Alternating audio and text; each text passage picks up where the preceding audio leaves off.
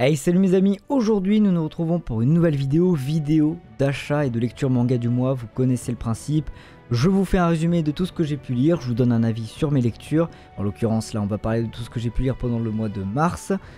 J'ai pas lu énormément de choses, mais j'ai quand même lu des trucs sympathiques. Il y a beaucoup de mangas dont je vous ai déjà parlé, que ce soit dans des vidéos de présentation ou en live.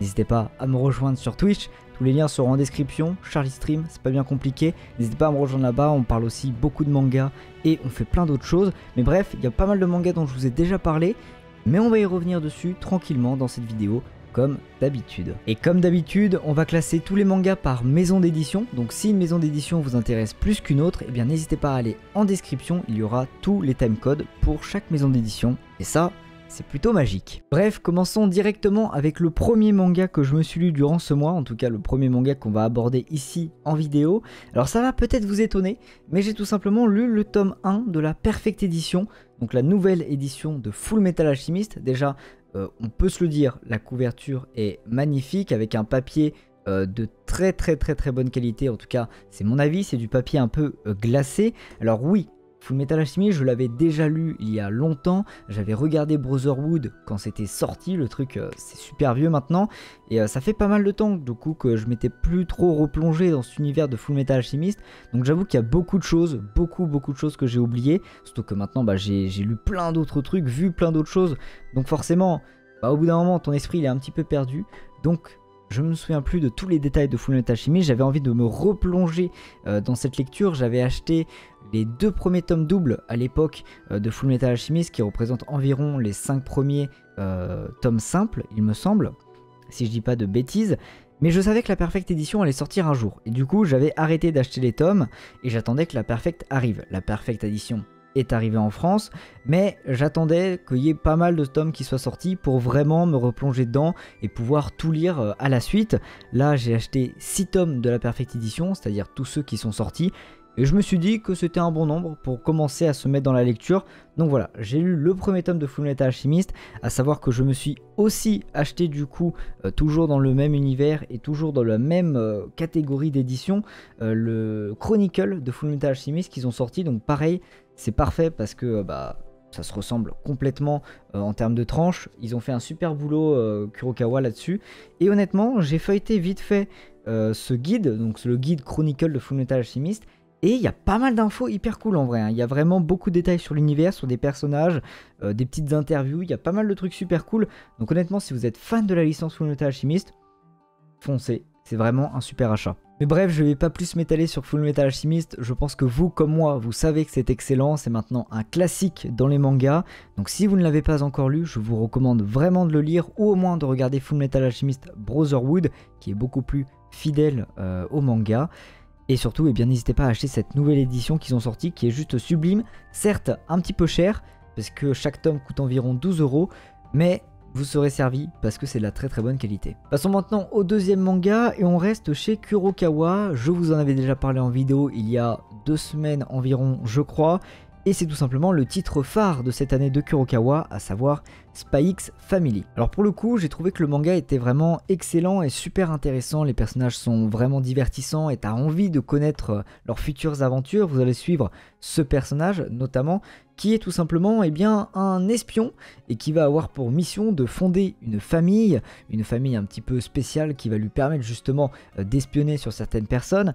Et du coup cette famille montée de toutes pièces va être extrêmement étrange, extrêmement atypique, puisqu'il va y avoir une femme tueuse à gages et une enfant qui peut lire dans les pensées, donc autant dire que c'est extrêmement chelou, et c'est justement tout ce mélange de personnages étranges qui forme cette série qui est très prenante, je trouve. Et moi ce que j'ai bien aimé dans le manga, c'est que oui, vous allez suivre un trio atypique, mais vous allez suivre chaque personnage de façon indépendante, car ils ont tous un but différent.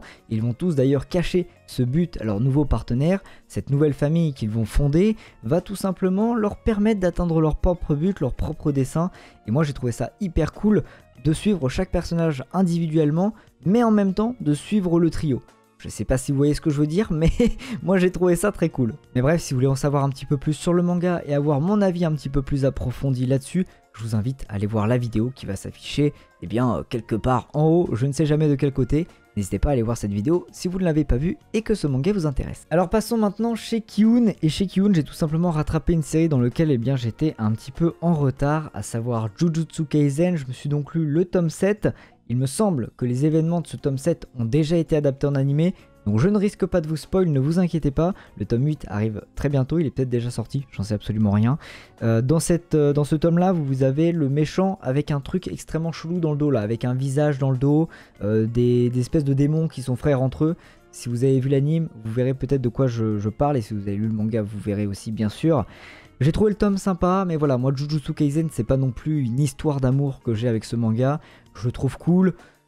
Mais sans plus, tu vois, il est sympa, il y a des dessins qui sont cool, les planches sont agréables, c'est très brouillon, c'est très hachuré comme dessin, moi j'aime beaucoup ce type de dessin, mais voilà, c'est pas non plus un manga qui me transcende, je le lis, je suis content, mais voilà, sans plus. Donc Jujutsu c'est cool, mais bon, à voir comment ça évoluera. Passons ensuite chez Kaze, et chez Kaze, eh bien je vous en ai déjà parlé, mais j'ai pu lire le tome 1 de Mashle, je l'ai lu un petit peu en avance dans une édition provisoire, donc c'est-à-dire qu'il n'a ni jaquette, et puis il y a encore des choses un petit peu à changer dans le manga à l'intérieur, mais j'ai quand même pu me donner un petit avis sur cette série, et honnêtement je l'ai trouvée très très bonne, très axée sur l'humour forcément, avec beaucoup de refs à Harry Potter. Moi comme je l'ai décrit dans ma vidéo, ça m'a vraiment fait penser entre un mixte entre One Punch Man et Harry Potter, et j'ai trouvé que le combo marchait extrêmement bien. Alors pour le speech, vite fait, vous allez suivre du coup un jeune garçon qui n'a pas de pouvoir magique. Or, il est dans un monde où si tu n'as pas de magie, bah tu n'as pas le droit d'exister. Voilà, on va tout simplement te tuer.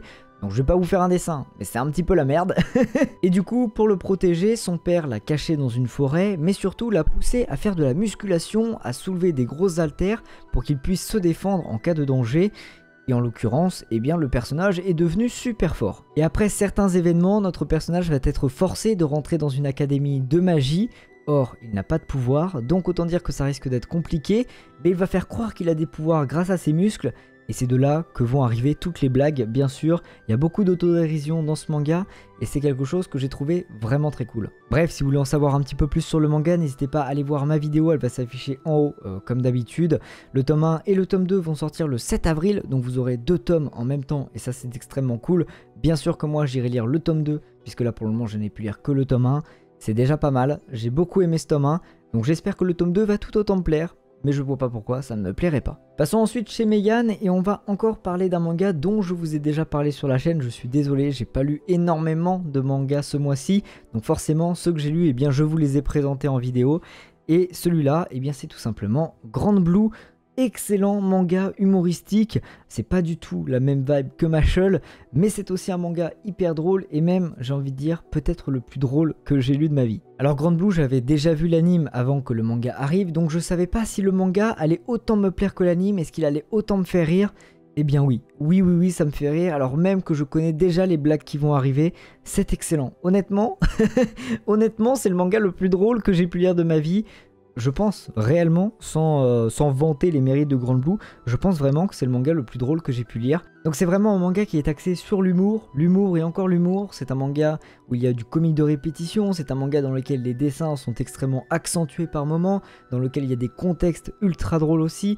C'est un manga qui fonctionne très bien dans l'ensemble, avec un bon découpage. C'est ça qui nous fait rire, surtout que le fait qu'on soit surpris par certaines blagues, mais parfois il y a des blagues plus courtes, d'autres qui reviennent, d'autres qui sont plus longues, et c'est un bon rythme. Honnêtement, il y a un très bon rythme dans le manga, et c'est pour ça que ça marche. Donc oui, je ne peux que vous recommander Grand Blue, vous pouvez aller le lire en manga ou le regarder en animé, les deux sont vraiment très très bons. Merci Meian de nous l'avoir ramené en France, ça fait extrêmement plaisir.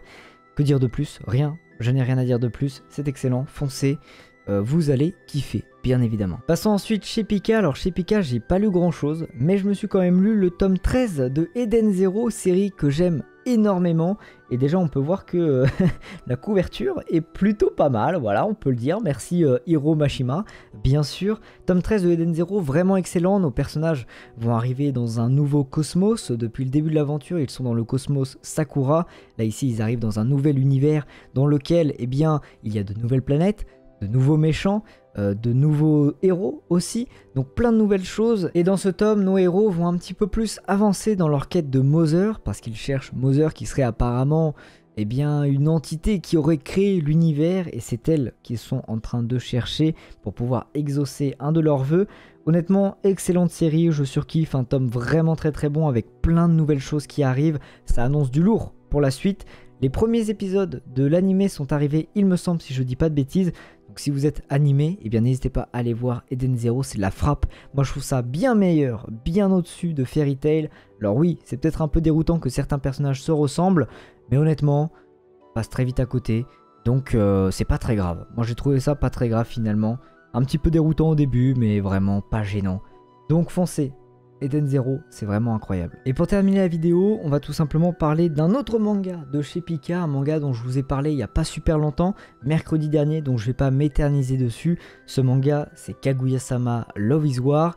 C'est le renouveau du rom-com, donc de la comédie romantique. Ici, c'est une comédie romantique psychologique où deux personnages vont s'affronter psychologiquement pour faire en sorte que l'autre déclare sa flamme. C'est un concept un petit peu étrange, je vous l'accorde, mais honnêtement ça fonctionne super bien. Et d'ailleurs l'animé a marché pour ça. Et même ceux qui n'aiment pas les comédies romantiques, ça peut vous plaire parce qu'il y a beaucoup d'humour. Ça marche très bien, ça fonctionne très bien. Donc honnêtement, je vous le conseille à 4000%, même si vous n'aimez pas les comédies romantiques. Et encore une fois, si vous voulez en savoir un petit peu plus, n'hésitez pas à aller voir ma vidéo qui s'affichera au-dessus. Bref, on en a terminé pour cette vidéo d'achat manga, lecture manga du mois de mars. J'espère qu'elle vous aura plu, c'était chill, tranquille comme d'habitude. Moi je vous dis à la semaine prochaine pour une nouvelle vidéo ou bien sûr en live sur Twitch. Allez, tchuss!